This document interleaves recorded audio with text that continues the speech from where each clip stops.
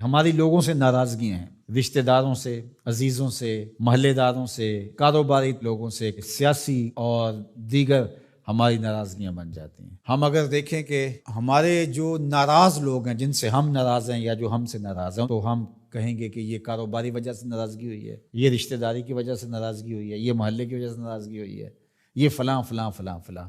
اب ڈھونڈے ہماری اللہ کے لیے ناراضگی کتنے لوگوں سے ہوئی ہے، تو شاید ہمیں بہت کم لوگ ملیں۔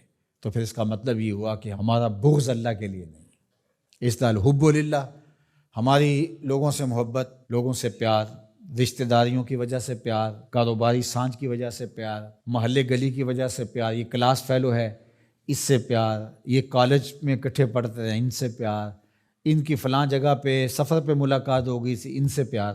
جب ہم شادی بیٹے کی بیٹی کی کرتے ہیں تو کارڈ لکھنے بیٹھتے ہیں تو یہ رشتہ داروں کے لکھ رہے ہیں، ان سے تعلق کس وجہ سے ہے؟ رشتہ داری کی وجہ سے۔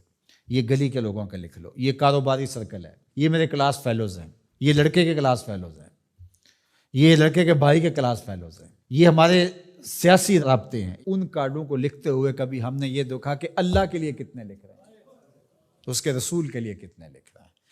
اگر ہم یہ دیکھیں تو پھر ہمیں مبارک ہو، اور اگر ایسا کوئی بھی نہیں، ہماری دوستیوں کے سبب اور ہوتے ہیں، اور ہم کہتے ہیں ایمان کا مزہ نہیں آیا، ایمان کا سرور نہیں آیا، کہتے ہیں جتنا گڑ ڈالو گے اتنا ہی میٹھا ہوگا، تو تم نے گڑ ہی نہیں ڈالا تو اس پھیکے سے کیا مٹھاس آئے گی؟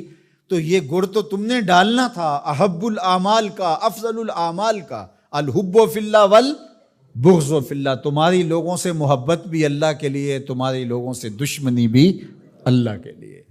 اللہ اکبر۔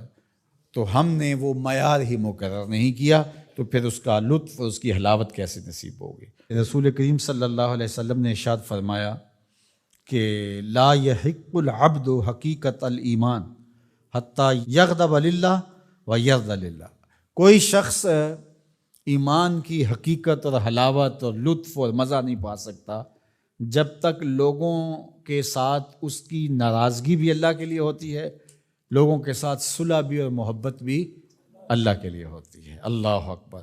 فَإِذَا فَعَلَ ذَلِكَ اسْتَحَقَّ حقیقت، اور اگر کوئی شخص ایسا کر لیتا ہے، اس سے اس کی لوگوں کے ساتھ محبت اور نفرت کا معیار، اللہ کے لیے محبت اور نفرت کا معیار یہ ہے، تو پھر وہ حقیقت ایمان کا نور پا جاتا ہے۔ پھر کیا ہوتا ہے کہ جب ایسے لوگوں کے ذکر اور ان لوگوں کی بات چھڑے یا ان لوگوں کے پاس جائیں تو وہاں بیٹھ کر کے تمہیں اللہ کی یاد آ جاتی ہے۔ اور پھر دوسری بات ہے، جب تم اللہ کا ذکر کر رہے ہو، اللہ کا ذکر کرتے کرتے ان لوگوں کی یاد آ جاتی ہے، یعنی ذکر الہی میں یہ یاد آتے ہیں اور ان کی یاد میں رب یاد آتا ہے۔